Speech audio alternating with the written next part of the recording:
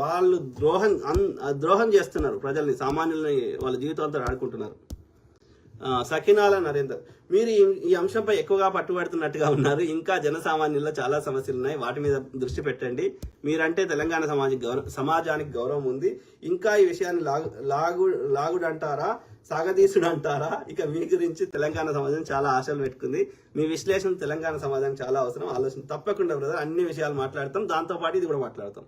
అంటే ఈ విషయానికి కనుమరుగున పడేయాల్సిన అవసరం లేదు. మనం న్యాయం కోసం పోరాటం చేయాల్సిన అవసరం ఉంది. ఈ విషయం మాట్లాడుతూనే నిన్న వేరే టాపిక్ మాట్లాడినాయి కదా, డెఫినెట్లీ వేరే విషయాలు కూడా మాట్లాడదాం. Thank you brother. Sakinala Narender brother.